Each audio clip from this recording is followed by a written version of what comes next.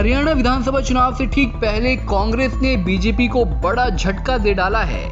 हरियाणा के पूर्व मंत्री जगदीश यादव ने भारतीय जनता पार्टी को अलविदा कह दिया और कांग्रेस का दामन थाम लिया। जगदीश यादव भूपेंद्र सिंह हुड्डा की मौजूदगी में कांग्रेस में शामिल हुए हैं।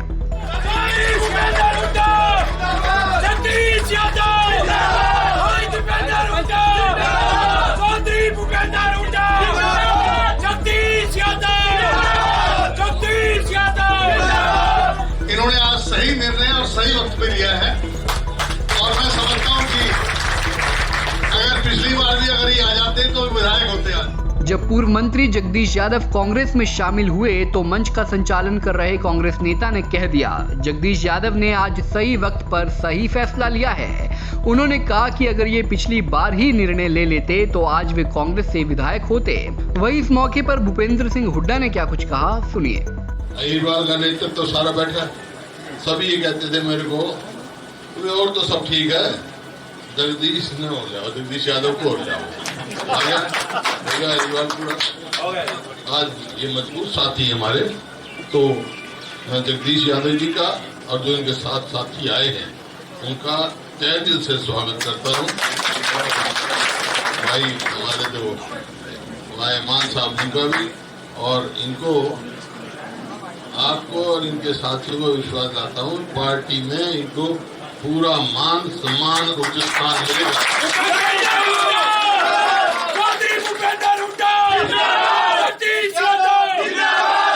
जैसा इन्होंने कहा कि भाई इनके पिताजी तो कांग्रेस में थे, ये कांग्रेस के खिलाफ रहे, चलो जवानी बाहर काट कर करकरा कर उनका अपने घर में आ गया। बहुत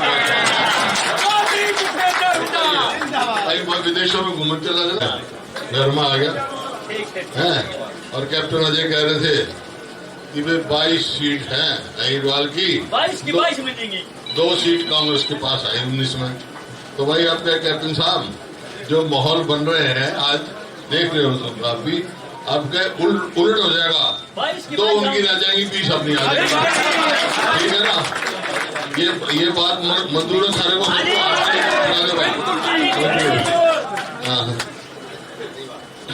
बात ये है, ये तो बात हो गई, बैठो जल्दी जी, बहुत आपका। अब सवाल मेरा भी है, एक सारा अहिरवाल है, आज आपसे मेरा एक सवाल है और बिना संकोच, कोई भाई किसी पार्टी का हुआ, वैसे बहुत सारे साथी आ रहे हैं, जवाब दे दियो मेरा। इस सरकार को बने, मौजूदा सरकार है, इसको 9 साल हो गए, 10वां चल रहा है। हाथ खड़े करके बता दो कोई एक भी अच्छा काम जिसमें क्या हो, भाई बड़ी संस्था लेकर आए हो, यूनिवर्सिटी लेकर आए हो, कोई अहिरवाल में एक काम कराओ तो बता दो।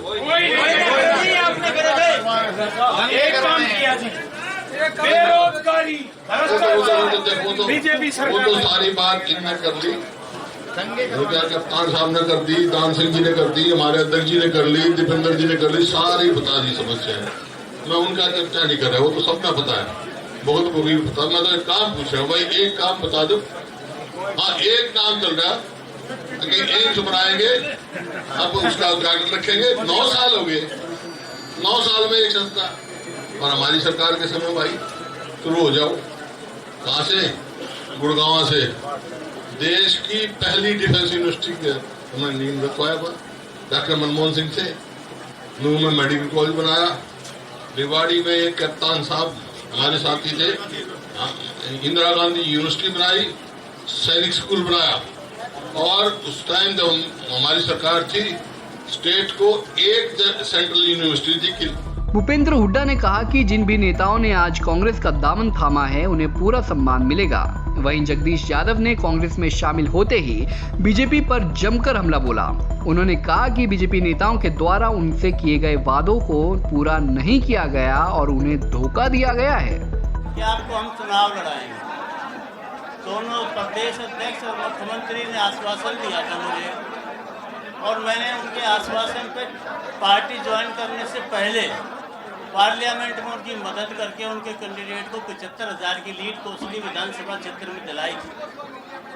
जबकि कहते थे बीजेपी के बड़े नेता के समर्थकों ने उसका विरोध किया था, बीजेपी के कैंडिडेट का, उसके बावजूद हमने जिताया था। और उसके बाद उन्होंने जब असेंबली का चुनाव आया तो मुझसे मुख्यमंत्री जी बैठे हुए थे, प्रदेश अध्यक्ष बैठे हुए थे, उन्होंने कहा कि हम आपको चुनाव लड़ाएंगे। मेरा आखिरी वक्त में उन्होंने टिकट काट दिया। फिर उन्होंने मुझसे कहा कि हम आपको इतना सम्मान देंगे मंत्री से ज़्यादा, तो आप चुनाव ना लड़े। मैंने उनका एमएलए बना दिया, कोसली से बना दिया, अटेली से बना दिया, क्योंकि अटेली विधानसभा क्षेत्र में भी मेरी पुरानी कॉन्स्टिट्यूंसी के 24 गांव गए हुए, 2 विधायक और 1 मेंबर पार्लियामेंट बनाया। और मेंबर पार्लियामेंट अगर मैं अरविंद शर्मा को नहीं जिताता तो 75 पार का नारा भी नहीं लगता, ना उनकी हवा बनती। इसलिए सारा श्रेय उनको जो दिया हमने वो हमारी वजह से हुआ। उसके बाद मेरे साथ तो धोखा किया। 4 साल उन्होंने मुझसे पूछा ही नहीं, वो किसी को पूछते ही नहीं। मुख्यमंत्री इस प्रकार की सरकार मैंने देखी नहीं। मैं चौधरी बंसीलाल जी के साथ रहा हूँ, मंत्री चौधरी ओम प्रकाश चौटाला जी के साथ रहा हूँ। हम तो मुख्यमंत्री से जाकर सीधे मिल लिया करते, सारे काम करते थे, बात करते थे, करवाते थे। ये तो किसी से मिलते ही नहीं है। इनसे तो मिलने के लिए वक्त मांगते लोग, समय कई महीनों में वक्त देता है मिलने का। तो बीजेपी वालों को ये वो दिल्ली में नहीं पूछ रहे, जो केंद्रीय मंत्री हैं उनकी ही नहीं पूछता कोई, उनकी नहीं चल रही। तो इसलिए ऐसी हालत में इस सरकार क्या जनप्रतिनिधि क्या करेगा कोई, जहाँ जो चुन के गया है और सरकार में उसको पूछने वाला ही कोई ना हो, तो वो तो अपने आप को दम घुटता है, उसका अपने आप को पराजित सा महसूस करता है। तो निश्चित तौर पर आज अगर खुला छोड़ दिया जाए, चुनाव जब नज़दीक आएंगे तो बीजेपी वाले भी छोड़ के भागने लगेंगे, ऐसी हालत है आदमी की। तो इसलिए मैंने ये फैसला किया, अपने कार्यकर्ताओं की मीटिंग बुलाई, 1 बार बुलाई, 2 बार बुलाई, सबकी राय ली है। सबकी राय लेकर उन्होंने कहा जी आप जो आप फैसला करोगे वो मंजूर है। हम तो पूरा संघर्ष किया हमने, हमारे सब साथी हैं। मैं तो इंडिपेंडेंट चुनाव भी लड़ चुका हूँ। इंडिपेंडेंट चुनाव मैंने 2009 में लड़ा था और उस समय जो मैंने वोट ली थी 45,000 वोट आई थी। 2009 तक हरियाणा प्रदेश में जितने भी इंडिपेंडेंट खड़े हुए थे कैंडिडेट, उनमें सबसे ज़्यादा मत मैंने लिए थे। मैं चुनाव हार गया 3400 वोट से। क्यों हार गया कि उस चुनाव में मेरे विरोधी के पिताजी का देहांत हो गया। राव वीरेंद्र सिंह बड़े नेता थे, उनकी सहानुभूति की वजह से चुनाव जीत गए।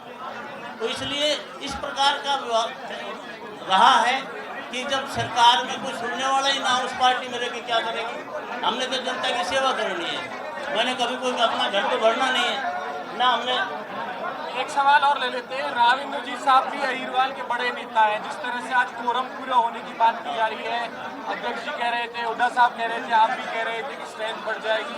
राविंद्र जी साहब तो अब भी बीजेपी में हैं और मजबूती से बीजेपी के लिए प्रचार करते हैं। हाँ, बीजेपी में है राविंद्र सिंह, लेकिन इंद्रजीत सिंह की हालत ये कर दी है कि एक असेंबली कॉन्स्टिट्यूंसी के पन्ना प्रमुख की मीटिंग लेकर घूम रहा है। केंद्रीय मंत्री होकर गुड़गांव बैठा था, अभी पन्ना प्रमुख की मीटिंग ले रहा है गुड़गांव असेंबली कॉन्स्टिट्यूंसी। वहाँ कोई पूछने वाला है। एम्स का देखो क्या हाल है, कितने बार उन्होंने समय दे दिया। अभी कह रहा था 23 सितंबर को उद्घाटन करवाऊँ, शिलान्यास करवाऊँगा। अब 23 सितंबर को टाल दिया कि टेंडर नहीं जुड़े।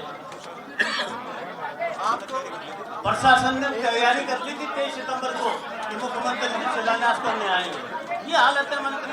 अब वो तो जाएगा, जाए तो ईडी लगा देगा। इसलिए वो डर के मारे नहीं जा रहे, तो भाग गए सारे। मेरे ईडी का मुझे डर नहीं है, क्योंकि मेरे को के बिगाड़े।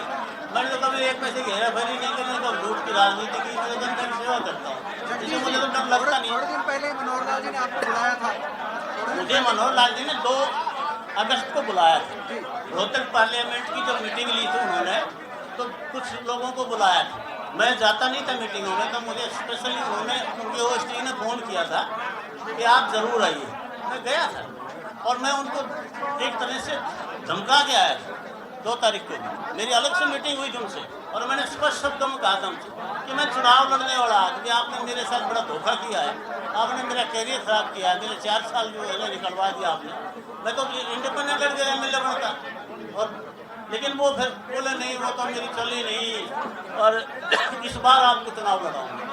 आज मैं जब आ रहा था, मेरे फ़ोन में आप देख सकते हो ओएसडी के 2 कॉल आए। मिस कॉल तीसरी को मैंने सुना, नहीं जी आपको टिकट फाइनल है आपकी, आप मत जाओ। तुम बावड़े हो रहे थे, मैं फैसला कर चुका हूँ, मैं जा रहा हूँ। मैं तुम्हें 2 अगस्त को कह आ गया था कि भाई मैं तुम्हारे को छोड़ के जाऊँगा, तो इसलिए मैंने ये फैसला लिया, अपने साथियों की राय लेके लिया है। हम तो बस संघर्ष के आदमी हैं। जगदीश यादव ने बीजेपी पर आरोप लगाते हुए कहा कि बीजेपी और हरियाणा सरकार में नेताओं और कार्यकर्ताओं की कोई सुनवाई नहीं होती है, इसीलिए उन्होंने अपने समर्थित कार्यकर्ताओं को साथ लेकर आज कांग्रेस का दामन थाम लिया। वहीं कांग्रेस में बम्पर ज्वाइनिंग को लेकर प्रदेशाध्यक्ष उदय भान ने क्या कहा, आप वो भी सुनिए।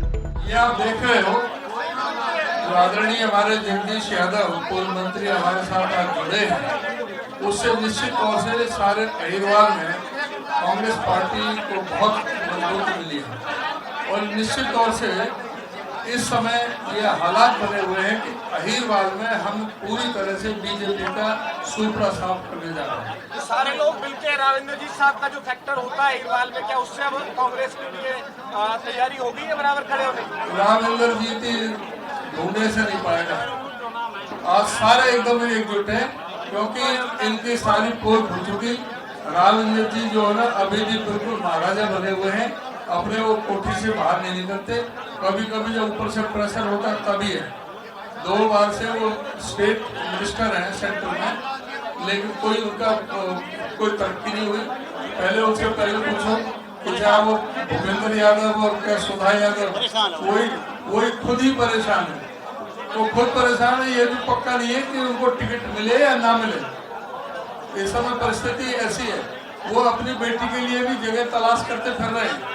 कभी किसी विधानसभा में जाते हैं, कभी किसी विधानसभा में जाते हैं, और सब जगह जो है ना उनको यही सुनने को मिलता है कि यहाँ से सीट नहीं देगी, क्योंकि इस समय पूरी तरह से कांग्रेस की हवा पूरी तरह से अहिरवाल। आप लोगों का समीकरण कैसे बन रहा है फिर अहिरवाल में? जगदीश जी है और भी जो स्ट्रेंथ क्या आप पेश करना चाहेंगे मीडिया के सामने? मीडिया के सामने सारा जो अहिरवाल जो हमारे जो मुद्दे हैं उनसे सारे प्रभावित हुए, और इनका जो झूठ का पुलिंदा है वो खत्म हो गया।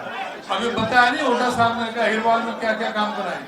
महेंद्रगढ़ में मेडिकल कॉलेज बनवाया है, वहाँ पर नारनौल में मेडिकल कॉलेज बनाया है, और ये सेंट्रल यूनिवर्सिटी उसमें महेंद्रगढ़ में बनाई है, और डिफेंस यूनिवर्सिटी गुड़गांव में बनाई है।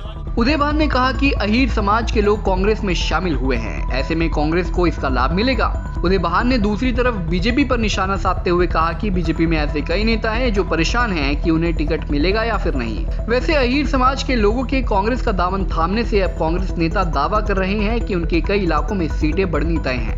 अब देखने वाली बात यह रहेगी कि कांग्रेस में आज बम्पर ज्वाइनिंग का पार्टी को क्या फायदा मिलता है। दिल्ली से कमल कुमार कंसल, पंजाब केसरी टीवी।